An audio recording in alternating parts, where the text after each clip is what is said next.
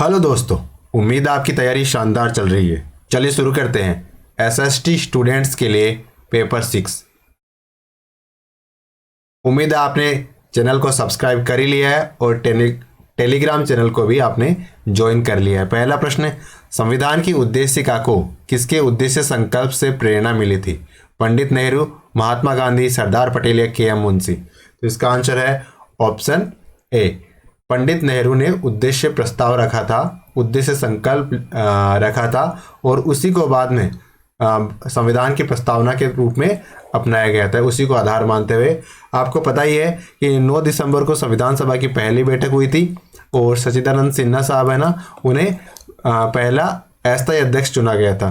फिर 11 दिसंबर को राजेंद्र प्रसाद को पहला स्थायी अध्यक्ष चुना गया और 13 दिसंबर 1946 को संविधान सभा में उद्देश्य संकल्प को पंडित जवाहरलाल नेहरू साहब ने रखा था।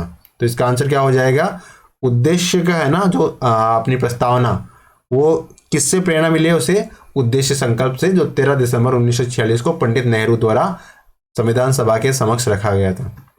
भारत का विभाजन किया गया। भारत का विभाजन कैबिनेट मिशन के माध्यम से किया गया, क्रिप्स मिशन के माध्यम से किया गया, माउंटबेटन योजना के माध्यम से किया गया, कार्नवालिस योजना के माध्यम से। तो इसका आंसर है ऑप्शन सी, भारत का विभाजन माउंटबेटन योजना के माध्यम से किया गया। किस योजना के माध्यम से? माउंटबेटन योजना के माध्यम से भारत का विभाजन किया गया था। तो इसका आंसर हो जाएगा ऑप्शन सी। निम्न में से कौन सी भारतीय संविधान की विशेषता नहीं है? यानी इनमें से कौन सा है जो भारतीय संविधान की विशेषता नहीं है? ये लिखित संविधान है, संप्रभु, समाजवादी, धर्मनिरपेक्ष और प्रजातांत्रिक है, संघीय शासन का स्वरूप है या नमनीय है? तो इसका आंसर क्या हो जाएगा? तो भारतीय संविधान है ना, वो नम्य भी है और अनम्य भी है, इसमें दोनों विशेषता पाई जाती है। सिर्फ ये नम्य नहीं है, लिखित संविधान है, ठीक है, संप्रभु, समाजवादी, धर्मनिरपेक्ष और प्रजातांत्रिक है, बिल्कुल है, और संघीय शासन का स्वरूप भी लिए हुए है, क्योंकि भारत राज्यों का संघ है। भारत क्या है? इंडिया, दैट इज भारत, और वो क्या है? राज्यों का संघ है। तो इस प्रकार इसका आंसर क्या हो जाएगा? विशेषता नहीं है, तो ये नमनीय विशेषता इसकी नहीं है, क्योंकि नम्य भी है और अनम्य भी है, कठोर भी है और सरल भी है। अगले प्रश्न में चलते हैं। उपाधियों का अंत संबंधी संविधान का कौन सा अनुच्छेद है? यानी संविधान के कौन से अनुच्छेद के माध्यम से जो उपाधियों का अंत किया गया है?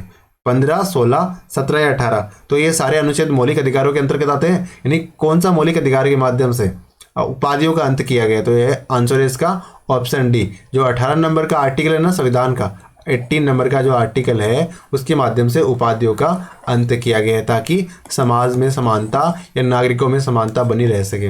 हालांकि कुछ उपाधियां जो शिक्षा संबंधी उपाधियां हैं वो ली जा सकती है, और विदेशी अगर कोई उपाधियां ली जाती है तो भारत सरकार की अनुमति के माध्यम से ही ली जाती है ना। अगले प्रश्न में चलते हैं। व्यक्ति की स्वतंत्रता और अधिकारों के हित में राज्य की शक्ति पर प्रतिबंध लगाने का उपाय।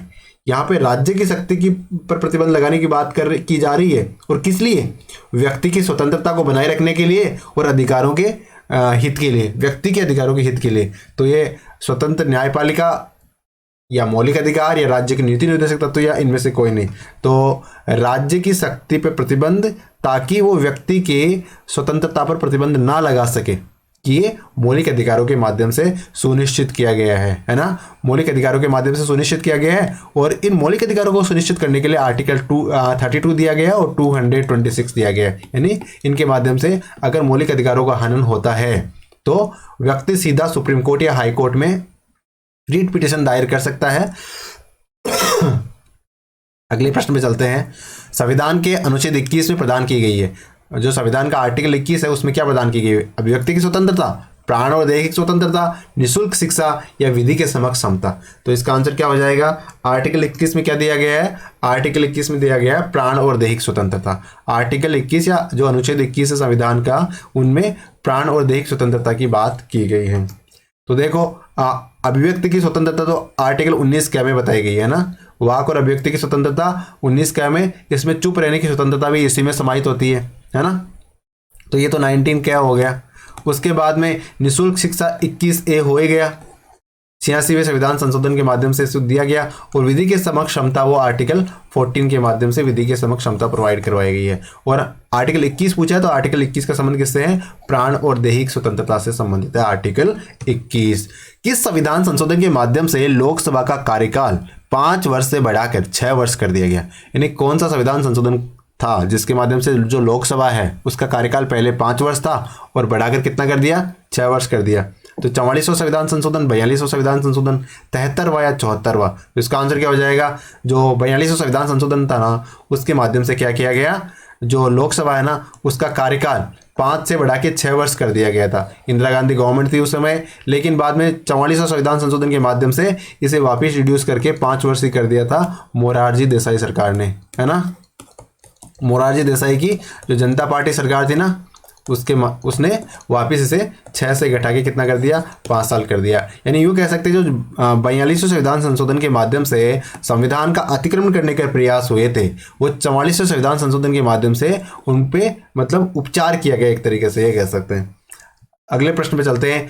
विशिष्ट बहुमत का क्या तात्पर्य होता है? विशिष्ट बहुमत क्या होता है? विशिष्ट सदस्यों की उपस्थिति, कुल सदस्य संख्या का बहुमत और उपस्थित और मत देने वालों को 2/3, दोनों या कोई नहीं। तो इसका आंसर क्या हो जाएगा? इसका आंसर हो जाएगा कुल सदस्य संख्या का बहुमत और उपस्थित और मत देने वाले का 2/3। देखो, संविधान में संशोधन करने होते हैं ना, तो संविधान का एक आर्टिकल है, वो बहुत महत्वपूर्ण है, आर्टिकल 368, और उसके माध्यम से संशोधन कर संकल्प पारित करके ही संविधान में संशोधन किए जा सकते हैं। तो इसमें विशिष्ट बहुमत का प्रावधान है। विशिष्ट बहुमत का तात्पर्य क्या होता है कि जो अगर कोई जैसे मान लो कोई प्रस्ताव लाया गया संविधान संशोधन करने के लिए, तो जैसे सदन के 500 सदस्य हैं, कितने सदस्य हैं? 500 सदस्य हैं। तो 500 के कितने होते हैं? आधे कितने होते हैं? 500 के आधे होते हैं, बहुमत का मतलब आधे, आधे से एक ज़्यादा तो 250 होते हैं आधे, और एक ज़्यादा तो 251 हो जाएंगे। यानी कम से कम 251 लोगों का सहमति तो चाहिए ही चाहिए, है ना। ये तो एक बात होगी।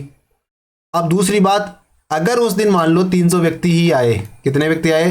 300 व्यक्ति ही आए, 200 व्यक्ति उस दिन नहीं आए थे मान लो, तो अब इनका 2/3, तो 300 का 2/3 कितना होता है? 200 व्यक्तियों ने मान लो इसके पक्ष में मतदान कर दिया, मान लो 205 लोगों ने मतदान कर दिया, तो क्या ये मतलब मान्य हो जाएगा? क्या ये संविधान संशोधन मान्य हो जाएगा? ये बहुमत मान लिया जाएगा? नहीं। इसके लिए कम से कम 251 लोगों की वोटिंग तो जरूरी है ही है इसके पक्ष में, है ना। और वो जितने वोट देने वाले बंदे थे ना, उसका 2/3 से भी ज्यादा होने चाहिए। तो इस प्रकार कम से कम कितने व्यक्ति चाहिए इस परिस्थिति में? अगर 300 व्यक्ति उपस्थित होते हैं तो 251 चाहिए। मान लो 450 बंदे आ गए उस दिन, है ना। 450 बंदे आ गए तो कितने 2/3 कितने होते हैं 450 के? तो ये होते हैं 300 होंगे, और न्यूनतम 251 होने चाहिए। तो इस प्रकार 300 लोगों की उस सहमति होगी, तभी वो जो अपना प्रस्ताव है वो पास होगा। तो इसका आंसर क्या हो जाएगा? विशिष्ट बहुमत का तात्पर्य कुल सदस्य संख्या का तो बहुमत, और जो उपस्थित और मत देने वाले हैं उनका 2/3। Option B. अगले प्रश्न पे चलते हैं। नए राज्यों का निर्माण किस प्रक्रिया द्वारा किया जाता है? साधारण बहुमत के द्वारा, विशिष्ट बहुमत के द्वारा, दोनों या कोई नहीं। तो अगर नए राज्यों का निर्माण करना है ना, तो उसके लिए विशिष्ट बहुमत की जरूरत नहीं है। यानी आर्टिकल 368 के माध्यम से संविधान संशोधन की जरूरत नहीं है, वो संविधान संशोधन में काउंट नहीं होंगे। यानी उन्हें साधारण बहुमत के माध्यम से भी किसी राज्य को मतलब दूसरे राज्य का निर्माण किया जा सकता है, नए राज्य का निर्माण किया जा सकता है। अगले प्रश्न पे चलते हैं। राष्ट्रपति के विरुद्ध महाभियोग प्रारंभ किया जा सकता है। अगर राष्ट्रपति साहब के विरुद्ध महाभियोग लाना है तो उसकी शुरुआत कहां से करनी पड़ेगी? लोकसभा से, या राज्यसभा से, या संयुक्त बैठक से, या लोकसभा या राज्यसभा किसी भी सदन से कर दो। तो इसका आंसर क्या है? अगर राष्ट्रपति के ऊपर महाभियोग लाना है तो किसी भी सदन से इसकी शुरुआत की जा सकती है, लेकिन इससे पहले 14 दिन का पूर्व नोटिस राष्ट्रपति साहब को इस बाबत देना आवश्यक होता है ना। तो इसका आंसर क्या हो जाएगा? अगर राष्ट्रपति साहब के विरुद्ध महाभियोग लाना है तो किसी भी सदन में इसे प्रारंभ किया जा सकता है। ऐसा नहीं कि राज्यसभा में ही प्रारंभ करें, राज्यसभा में कर दो चाहे तो लोकसभा में कर दो, जहां मर्जी इसे प्रारंभ किया जा सकता है। और जो महाभियोग संबंधी प्रावधान आपको पता ही आर्टिकल किस में दे रखे हैं? तो राष्ट्रपति के महाभियोग संबंधी प्रावधान आर्टिकल 61 में दे रखे हैं। अनुच्छेद 360 का संबंध किससे है? जो 360 आर्टिकल है ना संविधान का, उसका संबंध किससे है? वित्त आयोग से है, चुनाव आयोग से, वित्तीय आपात से, है कोई नहीं। तो आर्टिकल 360 है ना, उसका संबंध किससे है? उसका संबंध है वित्तीय आपात से। आर्टिकल 360 का संबंध है वित्तीय आपात से, क्योंकि 352 में तो जो राष्ट्रीय आपात की बात करी जाती है, 356 में राष्ट्रपति शासन की बात करी जाती है, और 360 में वित्तीय आपात की बात करी जाती है। तो राष्ट्रीय आपात लग चुका है भारत में, राष्ट्रपति शासन आए दिन राज्यों में लगते रहते हैं, लेकिन अभी तक भारत में कभी भी वित्तीय आपात की परिस्थिति नहीं आई है। तो 360 का संबंध किससे है? तो ये वित्तीय आपात से है। तो इसका आंसर क्या हो जाएगा? Option C. अगले प्रश्न पे चलते हैं। राज्यसभा का सभापति अपना त्यागपत्र किसे देता है? राष्ट्रपति को, प्रधानमंत्री को, उपराष्ट्रपति को या राज्यसभा महासचिव को? तो इसका आंसर क्या हो जाएगा? ऑप्शन ए, राष्ट्रपति साहब को। सबसे पहले तो ये बताओ, राज्यसभा के सभापति होते कौन है? राज्यसभा के सभापति कौन होते हैं? जो उपराष्ट्रपति होते हैं ना, जो उपराष्ट्रपति होते हैं वो राज्यसभा के पदेन सभापति होते हैं, ये आपको पता है ना। और जो उपराष्ट्रपति साहब है वो अपना त्यागपत्र किसे देते हैं? वो राष्ट्रपति साहब को देते हैं, और राष्ट्रपति अपना त्यागपत्र उपराष्ट्रपति साहब को देते हैं, है ना। तो इसका आंसर क्या हो जाएगा? जो राज्यसभा के सभापति कह दो चाहे उपराष्ट्रपति कह दो, ये अपना त्यागपत्र किसे देंगे? ये अपना त्यागपत्र राष्ट्रपति साहब को देंगे। अगले प्रश्न पे चलते हैं। एकल हस्तांतरणीय मत पद्धति द्वारा निम्न में से कौन से राष्ट्रपति मतों की दूसरी चरण की गिनती में निर्वाचित हुए थे? यानी जो कौन से राष्ट्रपति साहब है जो हमने देखा ना, जो एकल संक्रमणीय मत पद्धति। एकल संक्रमणीय मत पद्धति क्या होती है ये समझाता हूं मैं आपको। देखिए, पहले क्या होता है, नॉर्मली जब चुनाव होते हैं विधानसभा के तो हम किसी एक व्यक्ति को वोट देते हैं, है ना। लेकिन राष्ट्रपति चुनाव में ये प्रक्रिया नहीं चलती। उसमें क्या होता है कि जैसे मान लो 3 कैंडिडेट खड़े हैं, 1 2 3 कैंडिडेट खड़े हुए हैं और आपको वोट देना है, तो आप किसी एक व्यक्ति को वोट ना देके अपनी प्रायोरिटी डिसाइड करोगे। यानी आपका पहला वोट किसे रहेगा, दूसरा वोट किसे रहेगा और तीसरा वोट किसे रहेगा। तो सबसे पहले जैसे मान लो ए बी सी खड़े हुए, तो आप सबसे पहले वोट देने का विकल्प मिलता तो मान लो आप ए को देते, अगर ए नहीं होते तब बी को देते, तो इनको 2 प्रायोरिटी, और बाद में तो आपको सी को देना ही पड़ता, तो तीसरी प्रायोरिटी सी को होगी। अब मान लो एक अक्स बंदा है, इसने पहली प्रायोरिटी दी बी को, दूसरी प्रायोरिटी दी सी को और तीसरी प्रायोरिटी दी ए को। इस प्रकार से सारे लोगों ने वोट कर दिया अपनी प्रायोरिटी के आधार पे। अब क्या होता है, सबसे पहले जो सबसे पहली प्रायोरिटी जिसकी भी दे रखी है ना, उनके वोटों को काउंट कर लिया जाता है, और जितने भी वोट है उनका अगर 50% वोट प्लस 1 वोट अगर आ गया तब तो वो जीत जाएगा बंदा। जिसको भी सबसे ज़्यादा 50 प्लस 1% वोट या इससे ज़्यादा वोट मिले ना, वो जीत जाएगा। अगर मान लो किसी भी बंदे को 50% वोट नहीं मिले टोटल वोटों के, तब क्या होता है, तो जिसने सबसे कम वोट प्राप्त किए ना उसके वोटों को उसको तो साइड कर दिया जाता है, और जिसको भी वोट मिले हैं उसको जितने भी वोट मिले हैं उन वोटों को देखा जाता है कि उसमें दूसरी प्रायोरिटी किसको दे रखी है। तो उसमें जो दूसरी प्रायोरिटी, जैसे ए और बी थे अपने, अब सी को एलिमिनेट कर दिया। अब सी के मान लो 20 वोट थे, अब इसमें दूसरी प्रायोरिटी 10 लोगों को ए को 12 लोगों को ए को दे रखी थी और 8 लोगों को बी को दे रखी थी।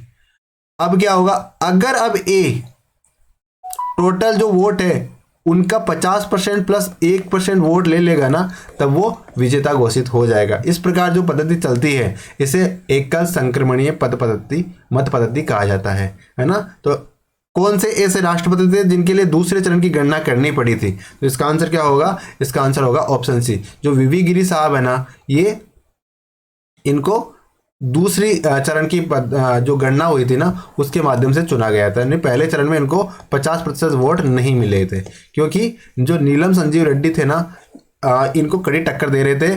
और बाद में देखो, नीलम संजीव रेड्डी आगे जाके निर्विरोध चुने गए। पहले तो उन्होंने कड़ी टक्कर दी और आगे जाके निर्विरोध राष्ट्रपति के रूप में भी चुने गए थे। अगले प्रश्न पे चलते हैं। हमारी संसद के दूसरे सदन राज्यसभा का गठन कब हुआ? हमारे संसद का दूसरा सदन कहा गया राज्यसभा को, उसका गठन कब हुआ था? 26 जनवरी 50, 15 अगस्त 47, 3 अप्रैल 52 या 26 जनवरी 1949। तो इसका आंसर क्या हो जाएगा? इसका आंसर हो जाएगा 3 अप्रैल 1952 को राज्यसभा का गठन किया गया। कब किया गया? 3 अप्रैल 1952 को। कब किया गया? 3 अप्रैल 1952 को राज्यसभा का गठन किया गया, है ना। और संविधान के कौन से अनुच्छेद में राज्यसभा दे रखा है? तो जो आर्टिकल 80 है ना, उसमें राज्यसभा संबंधी प्रावधान दे रखे हैं। अगले प्रश्न पे चलते हैं। श्री मोरारजी देसाई किस दल को लोकसभा में स्पष्ट बहुमत प्राप्त होने पर देश के प्रधानमंत्री बने? यानी मोरारजी देसाई है ना, किस दल के मतलब पावर में आने से प्रधानमंत्री बने थे? राजद, जनता दल, राजग या जनता पार्टी? तो इसका आंसर क्या हो जाएगा? जो ऑप्शन डी है, जनता पार्टी सरकार कहते हैं ना, क्योंकि जनता पार्टी सरकार के अस्तित्व में आने से लोकसभा में मोरारजी देसाई साहब है ना, इनको प्रधानमंत्री बनाया गया था। तो इसका आंसर ऑप्शन डी हो जाएगा।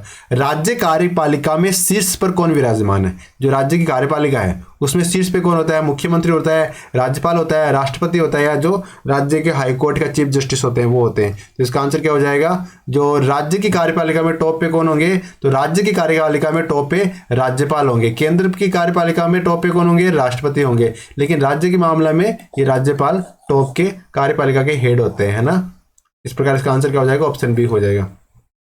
कैबिनेट का एजेंडा कौन तैयार करता है, मुख्य सचिव, मुख्यमंत्री का सचिव, या मुख्यमंत्री या राज्यपाल का सचिव। तो इसका आंसर क्या होगा, कैबिनेट का एजेंडा कौन तैयार करता है, जो मुख्य सचिव साहब होते हैं ना, कौन, मुख्य सचिव साहब, वो कैबिनेट का, राज्य कैबिनेट का एजेंडा तैयार करते हैं। तो इसका आंसर क्या हो जाएगा, जो मुख्य सचिव है ना, इसका आंसर ऑप्शन ए हो जाएगा।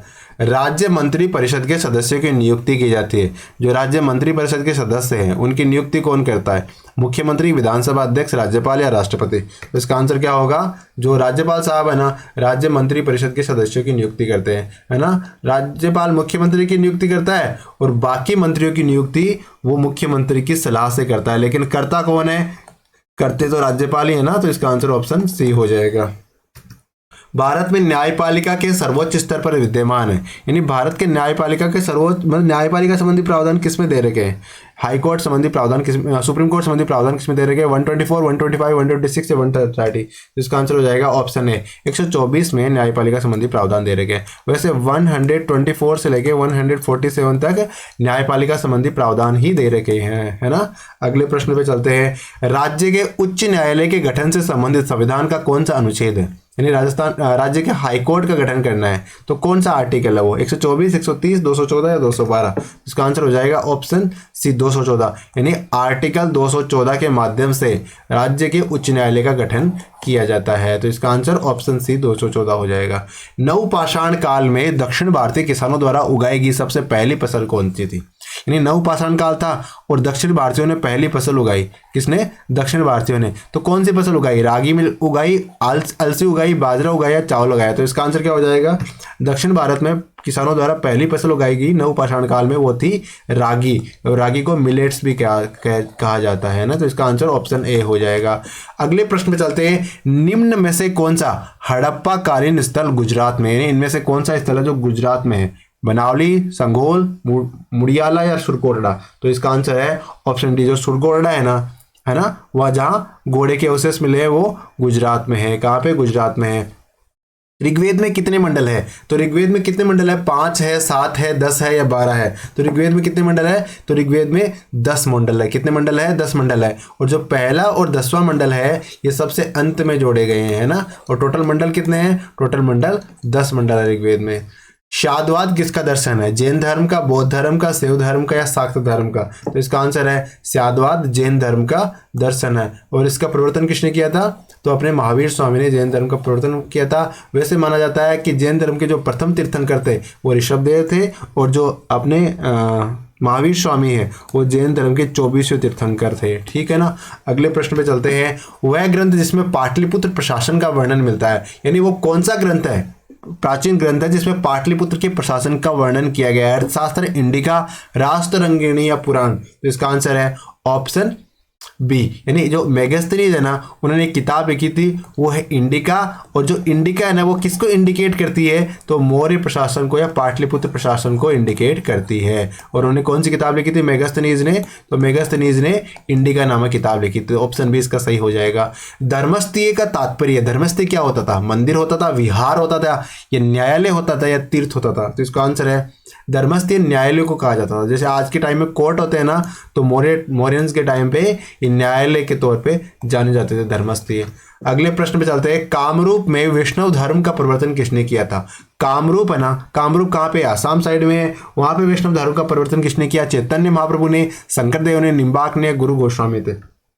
तो शंकरदेव साहब है ना, उन्होंने, आचार्य शंकरदेव, उन्होंने वैष्णव धर्म का प्रवर्तन कामरूप या आसाम में किया था। कामरूप आसाम का ही अन्य नाम मान सकते हो। अगले प्रश्न में चलते हैं। चांद बीबी ने मुगलों के विरुद्ध किस दुर्ग की सफलतापूर्वक रक्षा की थी, यानी चांद बीबी ने कौन से दुर्ग को बचाया था मुगलों से, अहमदनगर को, औरंगाबाद को, बीजापुर को या गोलकोंडा को। तो इसका आंसर क्या होगा, इसका आंसर होगा ऑप्शन ए, यानी जो अहमदनगर है ना इसको किसने बचाया था मुगलों से, तो चांद बीबी है, इन्होंने मुगलों के विरुद्ध मोर्चा खोला था और अहमदनगर को मुगलों से बचाया था, है ना। और मुगलों को यहाँ से मुंह की खा के भागने पड़ा था और चांद बीबी ने इसे बचा लिया था। अगले प्रश्न पे चलते हैं। वह मराठा वीरांगना जिसने मराठा शक्ति को मुगलों के आक्रमण से बचाया, यानी कौन वो मराठा वीरांगना थी जिन्होंने मराठा शक्ति का डट के सामना किया था। जब साहू जी को औरंगजेब ने गिरफ्तार कर लिया था, अपने जेल में डाल लिया था साहू जी महाराज को, तब जो कौन सी वीरांगना थी जिन्होंने मुगलों के आक्रमण का डट के सामना किया था? मस्तानी, पर्वतबाई, ताराबाई या तुलसीबाई? तो या इसका आंसर क्या हो जाएगा? ऑप्शन सी, जो ताराबाई है ना, उन्होंने मुगलों के विरुद्ध मोर्चा संभाला था और ये मराठा वीरांगना थी, है ना। और इन्होंने अपनी शिवाजी द्वितीय था इनके पुत्र, शायद उनको गद्दी पे बिठाने का प्रयास किया था, लेकिन बाद में साहू जी महाराज जब बाहर आ गए तब उन्होंने गद्दी पे वो बैठे थे और पेशवाओं का बाद में प्रभुत्व स्थापित होना शुरू हो गया था। निम्न में से किसे धोंदू पंथ के नाम से भी जाना जाता है? यानी धोंदू पंथ किसे कहा जाता है? तात्या टोपे, नाना साहब, राम प्रताप या पुरंदर सिंह? तो इसका आंसर क्या हो जाएगा? जो नाना साहब है ना, इन्हें धोंदू पंथ के नाम से भी जाना जाता है। कौन? नाना साहब। 1857 की क्रांति के समय नाना साहब का, तात्या टोपे का, इनका काफी बड़ा योगदान रहा था। और नाना साहब मतलब मराठा साम्राज्य के हेड ही कह सकते एक तरीके से ये थे। तो इन्होंने अंग्रेजों के विरुद्ध 1857 की क्रांति में कानपुर से मोर्चा संभाला था। तो धोंदू पंथ के नाम से किसे जानते हैं? धोंदू पंथ के नाम से नाना साहब को जाना जाता है। अगले प्रश्न में चलते हैं। त्रावणकोर के दीवान वेलुपंती ने विद्रोह संगठित किया था। त्रावणकोर के दीवान है वेलुपंती, उन्होंने, त्रावणकोर कहाँ पे पड़ता है? ये केरल में पड़ता है। वहां पे वेलुपंती ने विद्रोह किया था। कब किया था? 1800 में, 1806 में, 1809 में और 1811 में। तो इसका आंसर है ऑप्शन सी, 1809 में। तो यानी वेलुपंती त्रावणकोर के दीवान थे, उन्होंने 1809 में विद्रोह किया था। कब किया था? 1809 में अंग्रेजों के विरुद्ध विद्रोह किया था। अगले प्रश्न पे चलते हैं। किस वायसराय के समय भारतीय राष्ट्रीय कांग्रेस की स्थापना हुई? तो भारतीय राष्ट्रीय कांग्रेस की स्थापना हुई थी, उस समय भारत के वायसराय कौन थे? लॉर्ड डफरिन था, रिपन था, लिंसडाउन था या कर्जन था? कौन था भारत का वायसराय? तो उस समय भारत का वायसराय था लॉर्ड डफरिन। यानी जब भारतीय राष्ट्रीय कांग्रेस की स्थापना हुई थी, है ना, तब भारत का वायसराय कौन था? उस समय लॉर्ड डफरिन है ना, वो भारत का वायसराय था। और एओ ह्यूम की सहायता से अपने भारतीय राष्ट्रीय कांग्रेस की स्थापना हुई थी। और गोकुलदास तेजपाल विश्वविद्यालय जो बम्बई में है, वहां पे पहला अधिवेशन हुआ था जिसमें 72 सदस्यों ने भाग लिया था। और वायसराय कौन था उस समय? लॉर्ड डफरिन था। गांधी जी पहली बार दक्षिण अफ्रीका कब गए थे? 1891 में, 1893 में, 1895 में, 1892 में? तो गांधी जी सबसे पहले अफ्रीका कब गए थे? तो 1893 में गांधी जी सबसे पहले अफ्रीका गए थे। कब गए थे? 1893 में गांधी जी सबसे पहले अफ्रीका गए थे। और गांधी जी का जिक्र आया ही है तो मैं आपको बताना चाहूँगा कि गांधी जी के बारे में हम एक 10 मिनट के आसपास का एक वीडियो लेके आएंगे जिसमें गांधी जी से जुड़ी हुई महत्वपूर्ण रोचक जानकारियां आपको दी जाएगी, क्योंकि आपके जो सिलेबस है उसमें सुभाष चंद्र और गांधी जी का स्पेशल मेंशन किया हुआ है, तो उनके संबंध में हमने वीडियो लाने का निश्चय किया है। अगले प्रश्न में चलते हैं। गांधी जी ने भारत में सबसे पहले भूख हड़ताल कहाँ की? चंपारण, खेड़ा, अहमदाबाद या दक्षिण अफ्रीका? तो गांधी जी ने सबसे पहले भूख हड़ताल कहाँ की थी? तो भूख हड़ताल की बात हो रही है यहाँ पे, तो भूख हड़ताल उन्होंने करी थी खेड़ा में। कहाँ पे गांधी जी ने सबसे पहले भूख हड़ताल कहाँ करी थी? तो नहीं, अहमदाबाद में करी थी। कहाँ करी थी? अहमदाबाद जो मिल मजदूर वाला केस हुआ था ना, तो उसमें गांधी जी ने सबसे पहले भूख हड़ताल की थी। अगले प्रश्न में चलते हैं। द्वितीय गोलमेज सम्मेलन का आयोजन 7 सितंबर 1931 में लंदन में प्रारंभ हुआ। ठीक है, इसमें कांग्रेस की ओर से कौन शामिल हुए? तो सबसे पहले तो देखो द्वितीय गोलमेज सम्मेलन कब शुरू हुआ? तो द्वितीय गोलमेज सम्मेलन 7 सितंबर को शुरू हुआ। ठीक है, 1931 का साल था। अब कांग्रेस की तरफ से कौन गए थे इसमें? तो गांधी जी गए थे, अंबेडकर साहब गए थे, दोनों गए थे या कोई नहीं? तो देखो यहाँ पे कांग्रेस की तरफ से बात हो रही है, तो कांग्रेस की तरफ से गए थे गांधी। कौन गए थे? जो गांधी है ना, वो गए थे कांग्रेस की तरफ से। ठीक है, और कहाँ पे हुआ था? लंदन में हुआ था। अगले प्रश्न में चलते हैं। गांधी जी द्वारा प्रारंभ सविनय अवज्ञा आंदोलन को किसके बाद स्थगित कर दिया था? यानी गांधी जी का जो सविनय अवज्ञा आंदोलन था ना, उसे स्थगित कर दिया कौन, किसके बाद में? पूना समझौते के बाद में, गांधी इरविन समझौते के बाद में, गोलमेज सम्मेलन के बाद में? तो इसका आंसर क्या हो जाएगा? तो गांधी जी ने जो सविनय अवज्ञा आंदोलन चलाया था, दांडी मार्च करी थी, तो उसको किसके माध्यम से समाप्त कर दिया गया? तो इसे गांधी इरविन समझौता हुआ था, इसके माध्यम से सविनय अवज्ञा आंदोलन को समाप्त कर दिया गया। भारत छोड़ो आंदोलन के समय ब्रिटेन का पीएम कौन था? जब 1942 में भारत छोड़ो आंदोलन शुरू किया गया, उस समय ब्रिटेन का मतलब जो प्रधानमंत्री है वो कौन था?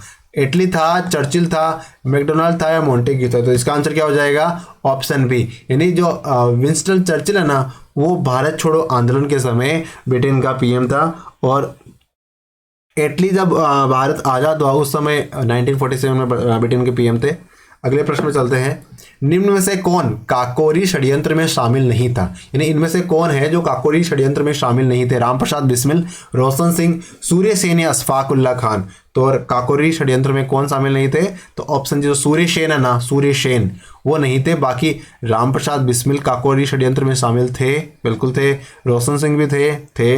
अशफाक उल्ला खान थे, बिल्कुल थे। लेकिन सूर्य सेन है ना, वो काकोरी षड्यंत्र में शामिल नहीं थे। तो इसका आंसर ऑप्शन सी हो जाएगा। बाकी रामप्रसाद, रोशन सिंह, अशफाक उल्ला खान थे। वह महिला जिसने डिग्री प्राप्त करते समय बंगाल के गवर्नर पर गोली चला दी, यानी 21 साल की थी, इन्होंने बंगाल के गवर्नर पर गोली चला दी। कब? डिग्री, अब जैसे बंगाल के गवर्नर थे, उनके ऊपर गोली, ये डिग्री बांटने आए थे यूनिवर्सिटी के अंदर, है ना। जैक्सन नाम था इनका, और ये बंगाल के गवर्नर थे, और वहाँ पे बीना दास जी थी जो डिग्री उन्होंने कंप्लीट की थी। तो अब उनको डिग्री दी जानी थी उस समय। तो इन्होंने क्या किया, जैक्सन साहब को बोले डिग्री नहीं चाहिए, मैं तो डिग्री के बिना ही रह लूँगी, है ना, लेकिन आपको गोली मार के जाऊंगी, है ना। तो उन्होंने जैक्सन को गोली मार दी थी। तो वो कौन थी? तो वो बीना दास थी। कौन थी? बीना दास। निकोबार द्वीप को सुभाष चंद्र बोस ने क्या नाम दिया? तो अंडमान निकोबार द्वीप समूह में जो निकोबार द्वीप है उसे सुभाष चंद्र बोस ने क्या नाम दिया था? शहीद, आज़ाद, वतन या स्वराज? तो ऑप्शन डी, यानी निकोबार को उन्होंने स्वराज द्वीप दिया, और जो अंडमान द्वीप है उसे शहीद द्वीप दिया, है ना। तो निकोबार द्वीप के बारे में पूछा है तो क्या नाम दिया था? उन्होंने स्वराज नाम दिया था। किसने? सुभाष चंद्र बोस साहब ने। पाठ्य विषय संबंधी लोक प्रशासन के दृष्टिकोण के समर्थक है। पाठ्य विषय संबंधी लोक प्रशासन का जो दृष्टिकोण है उसके समर्थक कौन है? लिवाइस, मेरियम, रॉबिन्सन, रोजनविग या कार्ड? तो इसका आंसर क्या हो जाएगा? Option A, Levi's मेरियम। लिवाइस मेरियम है ना, वो पाठ्य पुस्तक संबंधी लोक प्रशासन के दृष्टिकोण के समर्थक है।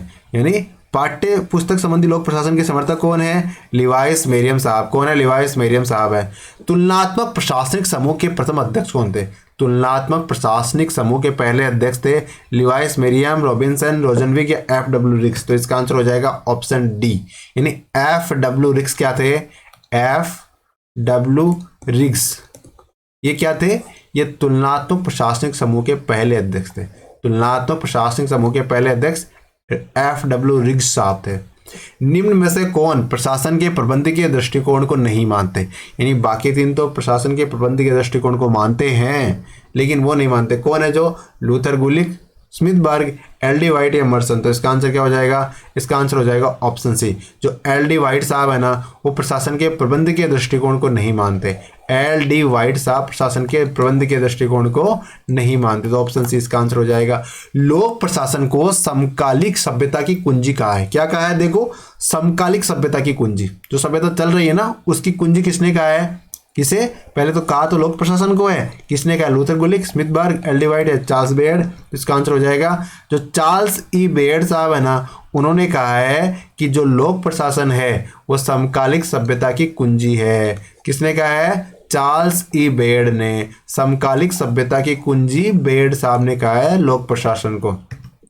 तुलनात्मक लोक प्रशासन ने बाजार कैंटीन प्रतिमान का विकास किया।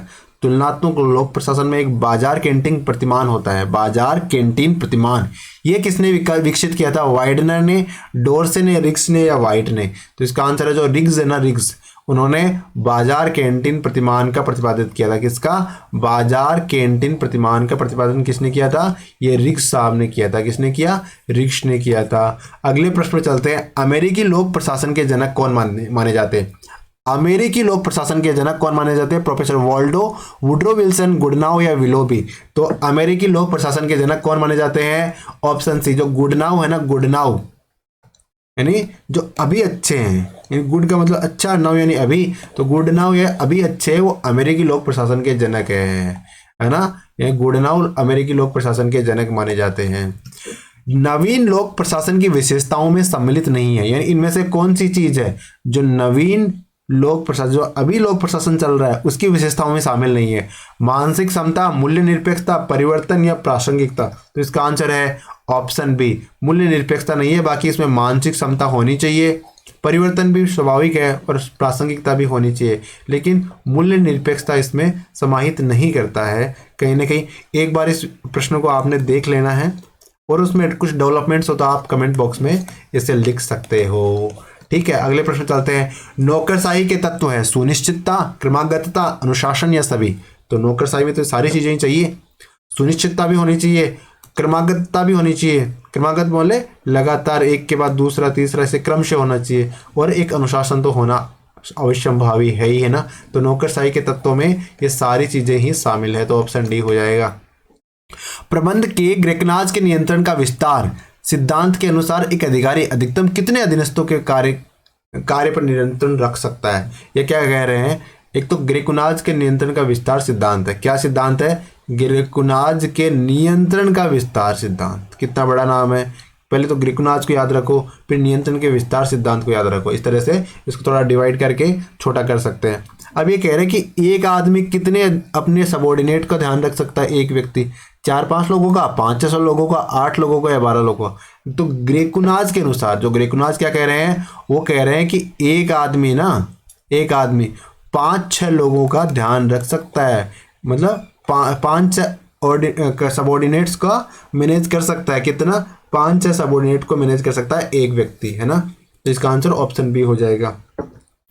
हेनरी फियोल ने लोक प्रशासन के कितने सिद्धांत बताए। हेनरी फियोल ने लोक प्रशासन के कितने सिद्धांत बताए, 8, 14, 10 या 5। तो हेनरी फियोल ने लोक प्रशासन के 14 सिद्धांत बताए। कितने बताए हैं, 14 सिद्धांत बताए हैं। किसने, हेनरी फियोल ने। हेनरी फियोल ने लोक प्रशासन के कितने सिद्धांत बताए हैं, तो 14, यानी 14 सिद्धांत हेनरी फियोल ने लोक प्रशासन के बताए हैं। हर्बर्ट साइमन द्वारा निर्णय प्रक्रिया में कौन सा चरण शामिल नहीं, यानी हर्बर्ट साइमन द्वारा जो डिसीजन मेकिंग प्रोसेस है उसमें कुछ चरण बनाए हैं, यानी इनमें से कौन सा है वो जो उनके चरणों में शामिल नहीं है। अन्वेषण क्रिया, स्वरूप निर्धारण, चयन क्रिया, प्रतिपुष्टि। तो इसका आंसर क्या हो जाएगा, ऑप्शन डी, प्रतिपुष्टि नहीं है। यानी हर्बर्ट साइमन साहब ने जो डिसीजन मेकिंग की प्रोसेस बताई है उसमें अन्वेषण भी किया जाएगा, स्वरूप निर्धारण भी किया जाएगा और चयन भी किया जाएगा, लेकिन प्रतिपुष्टि उसमें शामिल नहीं किए उन्होंने। तो इसका आंसर ऑप्शन डी हो जाएगा, क्योंकि हमसे पूछा है कि हर्बर्ट साइमन ने जो डिसीजन मेकिंग प्रोसेस है उसमें कौन सा चरण शामिल नहीं किया है, तो प्रतिपुष्टि उन्होंने शामिल नहीं किया है। अगले प्रश्न में चलते हैं। निर्णय प्रक्रिया किस स्तर को समाविष्ट करती है, ये जो डिसीजन मेकिंग प्रोसेस है वो कौन से स्तर को शामिल करती है, बौद्धिक स्तर को, मानवीय स्तर को, क्रमिक स्तर को या सभी स्तरों को। तो इसका आंसर है, जो डिसीजन मेकिंग प्रोसेस है वो बौद्धिक स्तर को भी शामिल करेगी, मानवीय स्तर को भी शामिल करेगी और क्रमिक स्तर को भी शामिल करेगी। तो इसका आंसर क्या हो जाएगा, ऑप्शन डी, सारी चीज़ों को ये शामिल करेगी। प्रशासक प्रबंधकों का जीवन ही निर्णय लेना है। जो प्रशासक प्रबंधक है ना, उनका जीवन ही क्या है, निर्णय लेना, डिसीजन लेना ही उनका काम है। कहने वाले विद्वान कौन थे, लूथर गुलिक थे, स्मिथ बर्ग थे, एल डी वाइट थे या जॉर्ज आर टेरी थे। कौन थे, तो इसका आंसर हो जाएगा ऑप्शन डी, ऐसे थे George R Terry. George R Terry है ना, वो कह रहे हैं कि जो प्रबंधक है ना, मैनेजर्स है, उनका काम निर्णय लेना ही है, डिसीजन लेना ही है। ये कह रहे हैं जॉर्ज आर टेरी साहब।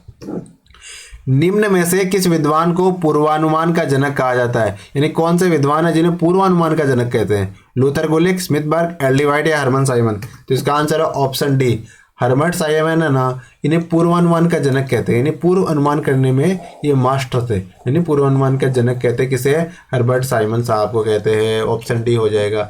राज्यों में लोकायुक्त की नियुक्ति निम्न में से किसके द्वारा की जाती है, यानी राज्य के अंदर लोकायुक्त की नियुक्ति करनी है तो कौन करेगा, राज्यपाल करेगा, सीएम करेगा, विधानसभा का अध्यक्ष करेगा, जो हाईकोर्ट का चीफ जस्टिस है वो करेगा। तो इसका आंसर है ऑप्शन है, यानी राज्य में अगर लोकायुक्त की नियुक्ति करनी है तो इसकी नियुक्ति राज्यपाल साहब द्वारा ही की जाएगी, है ना। राज्य में अगर लोकायुक्त की नियुक्ति करनी है तो राज्यपाल साहब ही इनकी नियुक्ति करेंगे। अगले प्रश्न पे चलते हैं। स्वीडन में किस वर्ष लोकपाल संस्था को स्थापित किया गया, यानी लोकपाल संस्था का इंट्रोड्यूस स्वीडन में किया गया था, किस साल में किया गया था, 1809 में, 1909 में, 2009 में या 2010 में। तो 1809 में स्वीडन है ना, वहाँ पे लोकपाल संस्था को स्थापित किया गया था। तो 1809 इसका आंसर हो जाएगा। ओम्बुड्समैन जो पद है जिसे हिंदी में हम लोकपाल कहते हैं लेकिन अंग्रेजी में ओम्बुड्समैन कहते हैं, ये किस भाषा का है? फ्रेंच है, हंगुल है, स्वीडिश है या इटालवी है? कौन है, कौन सी भाषा का शब्द है? तो यह है स्वीडिश भाषा का, क्योंकि जो ओम्बुड्समैन का कॉन्सेप्ट है वो इंट्रोड्यूस ही कहाँ पे हुआ था? ये इंट्रोड्यूस ही स्वीडन में हुआ था, 1809 में हुआ था, है ना, 1809 में हुआ था। तो ओम्बुड्समैन कौन किस भाषा का शब्द है? तो ये स्वीडिश भाषा का शब्द है। राजस्थान लोक सेवाओं का गारंटी अधिनियम, क्या अधिनियम का नाम है? राजस्थान लोक सेवाओं का गारंटी अधिनियम 2011 किस तारीख से प्रवर्तित हुआ था? तो लोक सेवाओं का गारंटी अधिनियम, ध्यान रखना ये महत्वपूर्ण प्रश्न है, कब प्रवर्तन में आया था? 21 सितंबर 2011, 30 अक्टूबर 2011, 14 नवंबर 2011 या 1 जनवरी 2012? तो इसका आंसर क्या हो जाएगा? इसका आंसर हो जाएगा ऑप्शन सी, यानी 14 नवंबर 2011। कौन सी डेट थी? 14 नवंबर 2011 को लोक सेवाओं का गारंटी अधिनियम राजस्थान में पारित हो गया था, प्रवर्तन में आ गया था। कुशलता में वृद्धि उच्चाधिकारियों से ही शुरू होनी चाहिए, यह वैज्ञानिक प्रबंध का सार है। यानी एक महाशय है, ये कह रहे हैं कि जो कुशलता है ना, एफिशिएंसी, वो वृद्धि शुरू कहाँ से होनी चाहिए? जो ऊंचे के अधिकारी ने वहीं से शुरू होनी चाहिए, और ये वैज्ञानिक प्रबंध का सार है। ये किसने कहा है? लूथर गुलिक ने, स्मिथ बर्ग ने, एल डी वाइट ने या इमर्सन ने? तो इसका आंसर हो जाएगा ऑप्शन डी, जो इमर्सन ने कहा है ऐसा कि जो एफिशिएंसी है या कुशलता है वो ऊंचे के अधिकारियों से शुरू होनी चाहिए, है ना। ये एल डी इमर्सन साहब ने कहा है। किसने कहा है? इमर्सन साहब ने कहा। मानव संबंध सिद्धांत मानता है कि मनुष्य है। मानव संबंध सिद्धांत के अनुसार जो मनुष्य है ना, वो कैसे माने गए हैं? आर्थिक मनुष्य माने गए हैं, सामाजिक सजातीय मनुष्य माने गए, विषम जातीय मनुष्य माने गए, आणविक मनुष्य माने गए। तो मानव संबंध सिद्धांत है ना, मनुष्य को क्या मानता है? विषम जातीय मानता है। मानव संबंध सिद्धांत मनुष्य को विषम जातीय मानता है, यानी अलग अलग जातियों से होते हैं। मानव संबंध सिद्धांत मनुष्य क्या मानता है? विषम जातीय मानता है। वेद को क्या कहा गया है? वेद को मनुष्य की वाणी कहा गया है, ईश्वर की वाणी कहा गया है, ऋषियों की वाणी कहा गया है, यज्ञों की वाणी कहा गया है? वेद को किसकी वाणी कहा गया है? तो वेद को ईश्वर की वाणी कहा गया है, भगवान की वाणी कहा गया है, वेदों को ईश्वर की वाणी कहा गया है। तो ऑप्शन बी इसका सही हो जाएगा। यज्ञ का जो यज्ञ शब्द है ना, उसका क्या अर्थ है? कर्म अथवा क्रिया, आहुति देना, स्तुति करना, यह सभी। जिसका आंसर है ये सारे ही वेद यज्ञ का अर्थ है, क्योंकि यज्ञ का अर्थ होता है कर्म अथवा क्रिया भी यज्ञ का अर्थ होता है, आहुति देना भी यज्ञ का अर्थ होता है और स्तुति करना भी होता है। तो इसका तात्पर्य ये सारे ही यज्ञ के अर्थ होते हैं। सुकरात पर कौन से आरोप लगाए गए? सुकरात पे क्या आरोप लगाए गए थे? क्या ये लगाया गया था कि राष्ट्र में प्रचलित देवताओं को नकारते हैं? यानी सुकरात के बारे में ये कहा गया कि जो राष्ट्र में देवता चलते हैं ना, है अभी वर्तमान में, उनको ये सुकरात मना करते हैं, बोले ऐसा कोई देवता कुछ नहीं है। तो ये सही बात है, इन्होंने ये लगाया जाता है, नए देवताओं को स्थापित करते हैं। और उस समय उन पर क्या आरोप लगाए जाते थे कि ये ना अपने देवता बना देते हैं कुछ। तो ये भी सही बात है, और ये युवकों को भरमाते हैं, ऐसा आरोप भी लगाया गया था। तो इस प्रकार ये सारे ही आरोप है ना सुकरात पे लगाए गए। तो इसका आंसर क्या हो जाएगा? ये सारे आरोप सुकरात पे लगाए गए थे। कौन कौन से? एक तो राष्ट्र में प्रचलित देवताओं को नकारते हैं, नए देवताओं को स्थापित करते हैं, और युवकों को भरमाते हैं। सुकरात की मृत्यु कैसे हुई थी? सुकरात साहब की मृत्यु कैसे हुई थी? हृदयाघात से हुई, जहर पीने से हुई, दुर्घटना से, बीमारी से? तो सुकरात की मृत्यु हुई थी भाई साहब जहर पीने से। उन्होंने जहर पिया था, तब सुकरात की मृत्यु हो गई थी, है ना। जहर पीने से सुकरात साहब की मृत्यु हो गई थी। सुकरात को अपना धर्मगुरु कौन मानते हैं? सुकरात को अपना धर्मगुरु कौन मानते हैं? प्लेटो मानते हैं, डेकार्ट मानते हैं, स्पिनोजा मानते हैं, लेबनीज मानते हैं? तो सुकरात को अपना धर्मगुरु प्लेटो द्वारा माना जाता है। किसके द्वारा? प्लेटो है ना, प्लेटो, वो सुकरात को अपना धर्म गुरु मानते हैं। क्या मानते हैं? धर्म का गुरु मानते हैं। डेकार्ट ने निरपेक्ष पदार्थ के रूप में स्वीकार किया है। डेकार्ट साहब है ना, उन्होंने निरपेक्ष पदार्थ किसे माना है? आत्मा को, ईश्वर को, शरीर को या मन को? तो डेकार्ट साहब ने निरपेक्ष पदार्थ माना है किसे? आत्मा को निरपेक्ष माना है डेकार्ट ने। किसने? डेकार्ट ने आत्मा को निरपेक्ष पदार्थ माना है। क्या माना है? डेकार्ट ने आत्मा को निरपेक्ष पदार्थ माना है। डेकार्ट का जन्म किस देश में हुआ था?